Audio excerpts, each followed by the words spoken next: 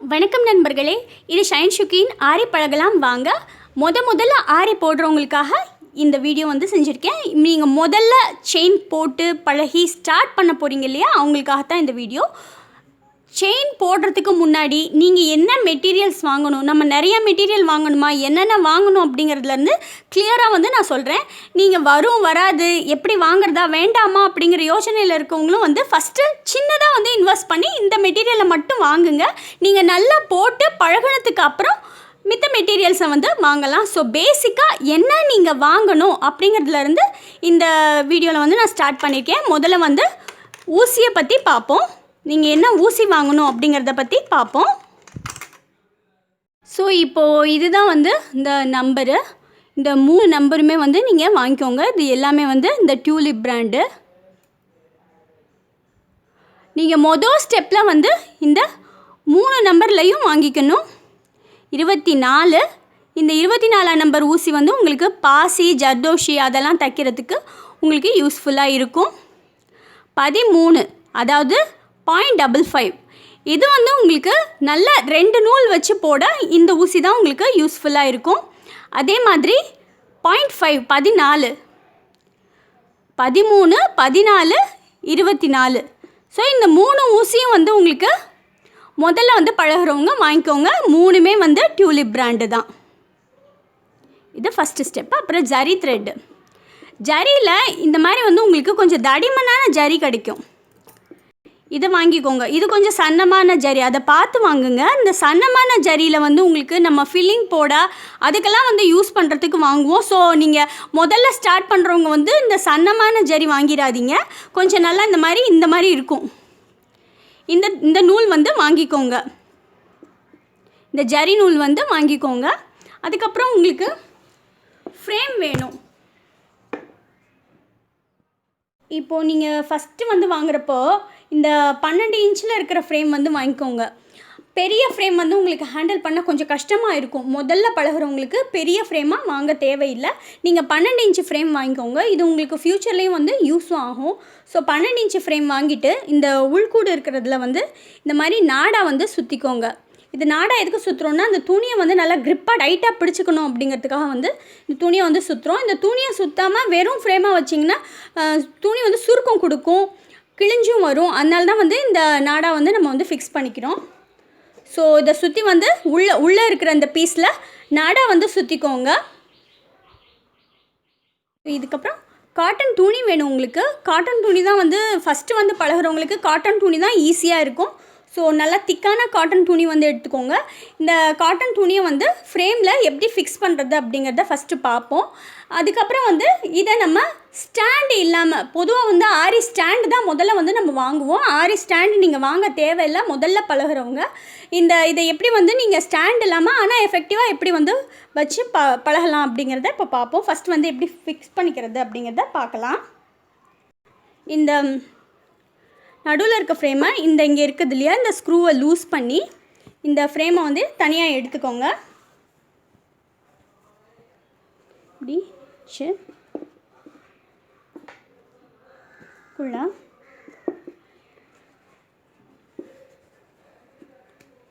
இந்த மாதிரி வந்து ஃபிக்ஸ் பண்ணிங்கன்னா டைட்டாக வந்து ஃபிக்ஸ் ஆகிடும்.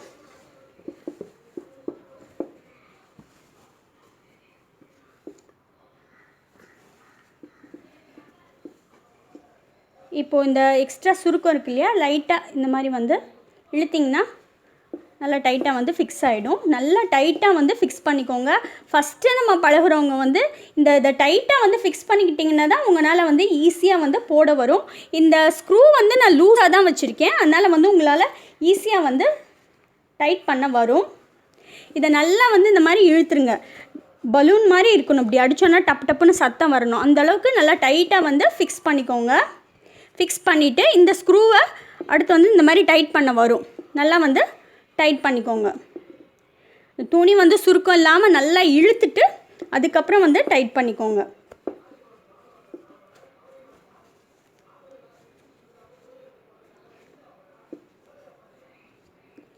ஸோ இந்த மாதிரி வந்து ஃபிக்ஸ் பண்ணிக்கோங்க. நான் இந்த ஃப்ரேமை வந்து ஃபிக்ஸ் பண்ணதும் இந்த மாதிரி ஒரு குட்டியாக வந்து ஒரு ஸ்டூல் வந்து எடுத்துகிட்ருக்கேன். இந்த ஸ்டூலில் வந்து இப்போது இந்த ஒர்க் பண்ண போகிறேன் இல்லையா, அந்த ஃப்ரேமை வந்து இந்த மாதிரி வச்சுருக்கேன். வச்சுட்டு இதுக்கு மேலே ஏதாவது ஒரு வெயிட்டான புக்கு இப்போ ஒரு புக்கு வந்து நான் வந்து வச்சுருக்கேன் இதில் மேலே. இப்போ உங்களுக்கு பாருங்கள், இது வந்து இந்த மாதிரி வந்து நின்றுடும். உங்களுக்கு ஈஸியாக வந்து போட வந்து வரும். ஸோ நீங்கள் எவ்வளோ தூரம் வேணுமோ அந்த மாதிரி, இப்போ நம்ம செயின் அந்த மாதிரி தானே போட போகிறோம். ஸோ இந்த அளவுக்கு உங்களுக்கு கேப் இருந்தாலே போதும். இந்த மாதிரி ஒரு வெயிட்டை வச்சுட்டு தாராளமாக வந்து நீங்கள் போடலாம். இப்போது நெக்ஸ்ட்டு ஸ்டெப் வந்து பார்ப்போம்.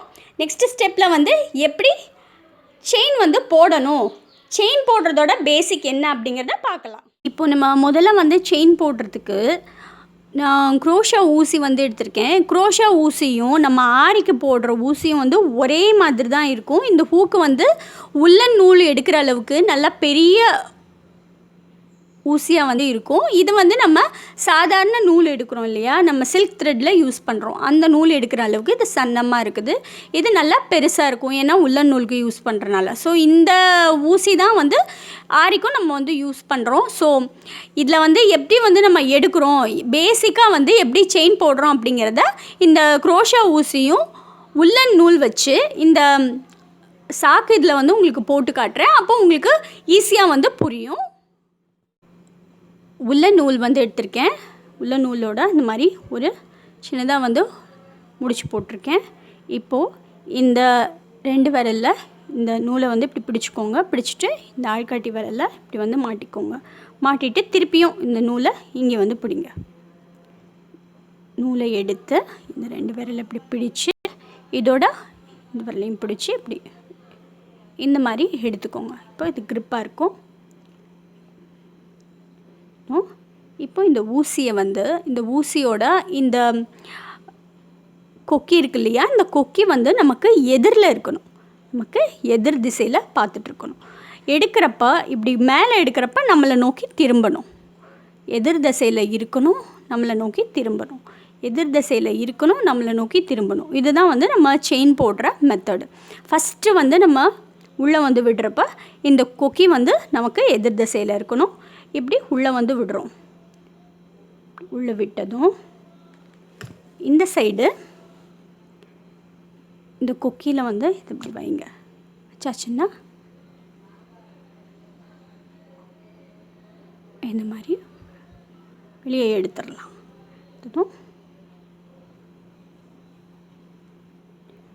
இந்த முடிச்சு வந்து இது மாதிரி நின்றுடும்.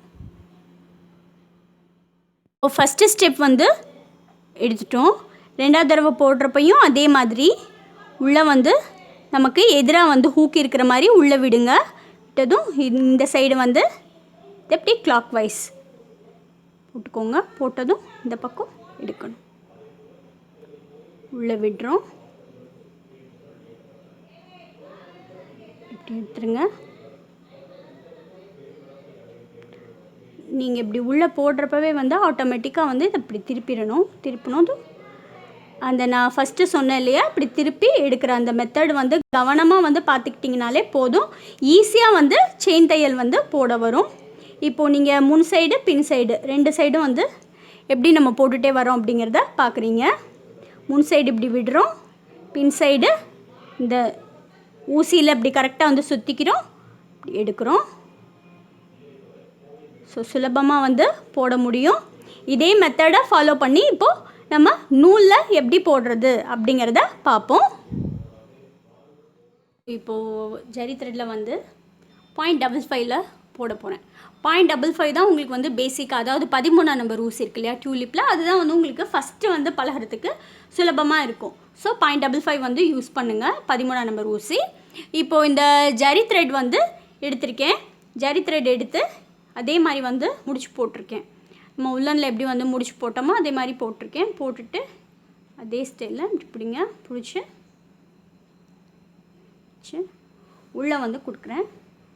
எடுத்து இந்த ஊசி அதே மாதிரி ஆப்போசிட் சைடில் வந்து விட்டு எடுக்கிறப்ப நம்மளை நோக்கி எடுத்தோன்னா இந்த மாதிரி உங்களுக்கு கரெக்டாக வந்து க்ரிப்பாக வந்து வந்துடும்.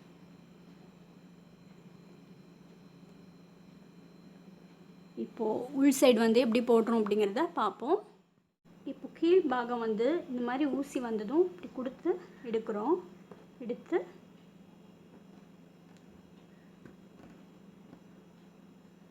மேலே இந்த மாதிரி வந்து போடுறோம். போட்டதும் சுற்றி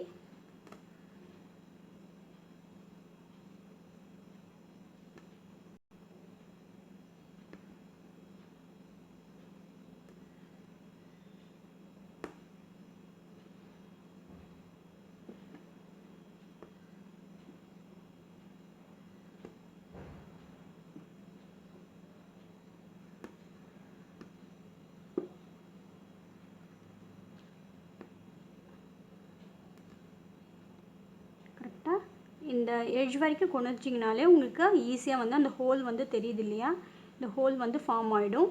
கரெக்டாக நீங்கள் கிளாக் வைஸாக சுற்றி எடுக்கிறப்ப அந்த ஊசியோட அந்த ஹூக் வந்து நான் சொன்ன மாதிரி நீங்கள் வந்து கரெக்டாக முன்னாடியும் பின்னாடியுமா வந்து மாற்றுறப்ப ஈஸியாக வந்து உங்களுக்கு செயின் தையல் வந்து போட வரும். முன் சைடு இருந்து பார்ப்போம். இப்போ பின்பக்கம் வந்து கை எப்படி போகுது அப்படிங்கிறத பார்த்தீங்க. இப்போ முன் சைடு வந்து எப்படி நம்ம மூவ் பண்ணுறோம் அப்படிங்கிறத பாருங்கள். நமக்கு எதிர்ப்புறமாக கரெக்டாக இந்த மாதிரி வச்சு கீழே இப்படி சுற்றி எடுக்கிறோம். ஊசி எப்படி வச்சு திருப்பி எடுக்கிறோம் பாருங்கள். ஊசியோட மூமெண்ட் பாருங்கள், இப்படி இருக்கணும். இப்படி இந்த திருப்புறது தான் வந்து ரொம்ப முக்கியம். நீங்கள் ஃபஸ்ட்டு வந்து பழகிறவங்க இந்த மாதிரி திருப்பியும் கூட வந்து ஒரு தடவை வந்து ட்ரெயின் பண்ணிக்கலாம். இது ரொம்ப யூஸ்ஃபுல்லாக இருக்கும். ஏன்னா நீங்கள் இந்த மாதிரி திருப்பி பழகிட்டீங்கனாலே போதும், நீங்கள் வேகமாக போடுறதுக்கு ரொம்ப ரொம்ப பயனுள்ளதாக இருக்கும். அதனால் இந்த மாதிரி வந்து செஞ்சு வந்து பழகலாம். இதை முன் சைடு வச்சு நம்மளை நோக்கி இந்த மாதிரி திருப்பி பழகுங்க.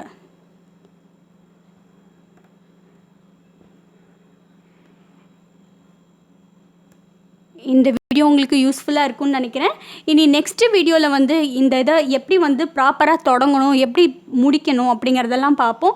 அதே மாதிரி வரிசையாக வந்து என்னென்ன தையல்கள் வந்து நம்ம ஆரி வேலைக்கு பயன்படும் அப்படிங்கிறதையும் பார்ப்போம்.